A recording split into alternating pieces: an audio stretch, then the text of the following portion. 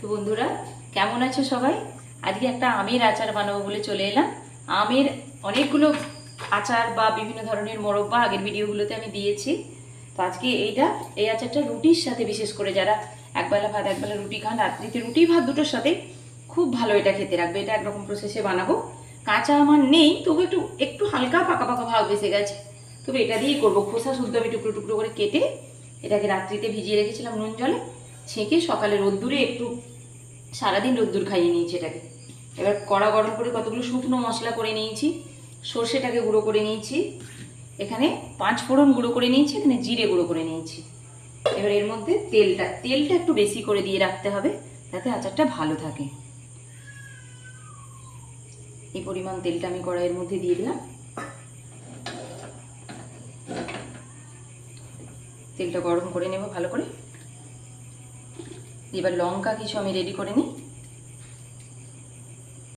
লঙ্কাগুলো আমি আধা আধি চিড়ে চিড়ে সব ওর মধ্যে আমি দিয়ে দিয়েছি, একটু বেশি করে দিয়েছি লঙ্কা, কারণ ঝাল ঝাল। আর যারা মিষ্টি খেতে চান হালকা মিষ্টি দিতে পারেন, নাহলে এটা একটু অন্য স্বাদের এই আচারটা হয়, খেতে খুবই ভালো লাগে। বিশেষ করে রুটি পরোটার সাথে আচারটা খেতে আমার তো খুব ভালো লাগে। দেখো লঙ্কাটা খুব সুন্দরভাবে হয়ে গেছে। এই তেলটার মধ্যে আমি অল্প একটু হিং দিয়ে দেব।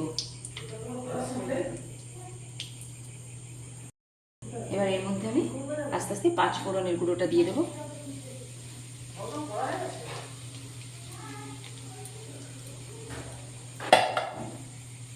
ওটা একটু ভাজা ভাজা হয়ে গেছে। ওগুলো তো গুঁড়ো করা, ভাজতে বেশি সময় যাবে না। জিরে পাউডারটা দিয়ে দিলাম আমি।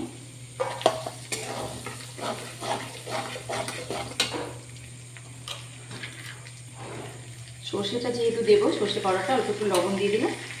সর্ষে পাউডারটা আমি এতটা দেবো না, আম অনুযায়ী দেবো। এই মশলাটাকে একটু ভাজা ভাজা করে নেবো। নিয়ে এর উপরে আমগুলো কেটে রাখা, এতেও লবণ দেওয়া আছে, যেন খুব বেশি লবণটা দিই না। এই আমটাকে একটু ভাজা ভাজা করে নিলে এই আচারটা রেডি।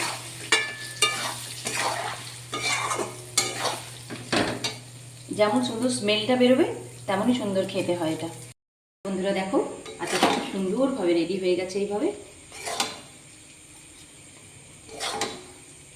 তেলটা একটু বেশি রাখতে হবে, আমটা যাতে একটু ভাজা ভাজা ভাব এসে যায়। দেখো বন্ধুরা আচারটা দেখতেও কত সুন্দর হয়েছে, খেতেও খুব সুস্বাদু। এটা রুটি পরোটার সাথে খেতে খুব ভালো লাগে।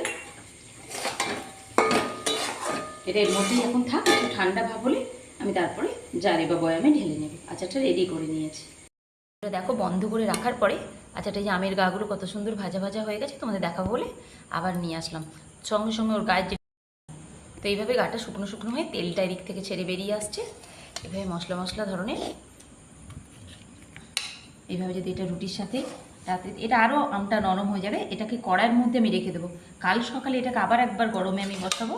বসানোর পরে এটাকে তারপরে জারে তুলবো। মানে এটা একবারে আচারটা হবে না, এটা যেটুকু আমের রস থাকবে সেটা তো বেরোবে। তো সেটা বেরোবার পর কালকে আরেকবার গ্যাসে একটু গরম করে নিয়ে ঠান্ডা করে আমি এটাকে তুলে নেব। তো আচারটা এরকম দেখতে, এটা পুরোপুরি প্রিপেয়ার, আর বিশেষ কিছু করার নেই। শুধু জাস্ট গ্যাসে একবার কাল সকালে গরম করে নিয়ে ঠান্ডা করে আমি জারে তুলে দেবো এটা। তো তোমরা বন্ধুরা দেখে বলো আচারটা কেমন সুন্দর হয়েছে।